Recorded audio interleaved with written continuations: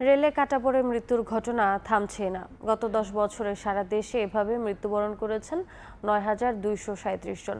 গত 3 বছরে তা বেড়ে দাঁড়িয়েছে ৩,১৪০ জনে। প্রতিদিন গড়ে ট্রেনে কাটা পড়ে মৃত্যু হয়েছে অন্তত 3 জনের। কম নয় আহতের সংখ্যাও। এই সময়ে স্থায়ীভাবে পঙ্গুত্ব বরণ করেছেন ৬,৩৫৬ জন। বিশেষজ্ঞরা বলছেন, সতর্কতা, সচেতনতা এবং আইনের কঠোর প্রয়োগের মাধ্যমে উল্লেখযোগ্য হারে কমিয়ে আনা সম্ভব এ ধরনের ঘটনা।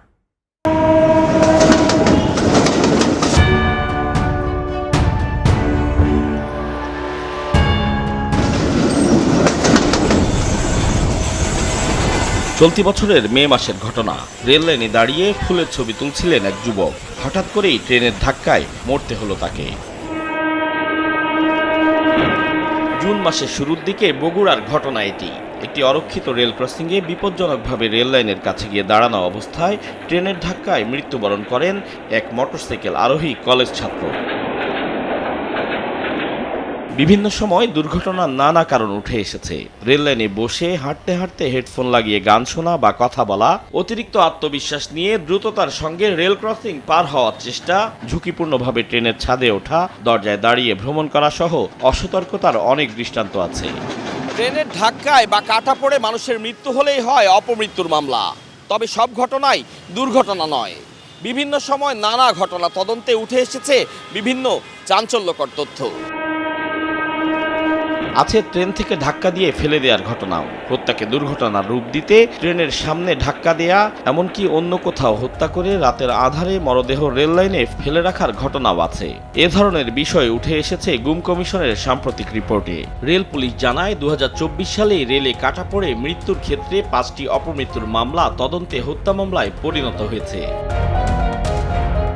সব মিলিয়ে কত মানুষ হতাহত হয়েছেন রেলের আঘাতে তার পরিসংখ্যান রয়েছে রেল পুলিশ সদর দফতরে।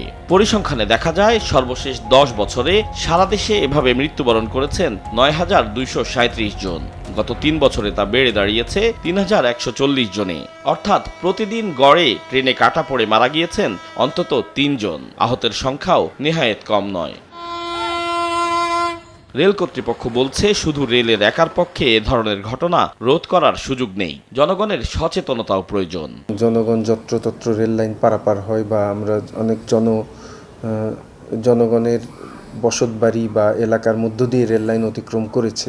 তো এটা চাইলেও আসলে রেল কর্তৃপক্ষ এটাকে অ্যাভয়েড করতে পারে না। আমাদের যে যতগুলো রেল ক্রসিং আছে এটার মধ্যে প্রায় আমার ধারণা 50 থেকে 55% আমাদের সুরক্ষিত, দ্যাট মিনস গেট আছে বা গেট কিপার আছে, বাকিগুলো আসলে গেট কিপার নেই।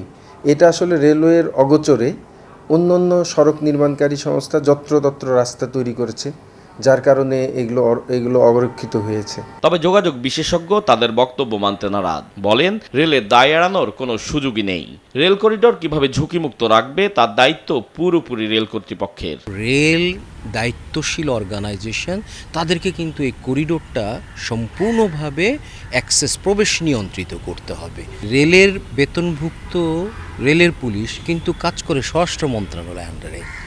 কোনো একটা যে এখানে কর্তৃত্ব রেল খাটাবে সেটাও পারছে না। কোনো দিন কোনো করিডোরে এনফোর্সমেন্টের লোক দেখবেন না।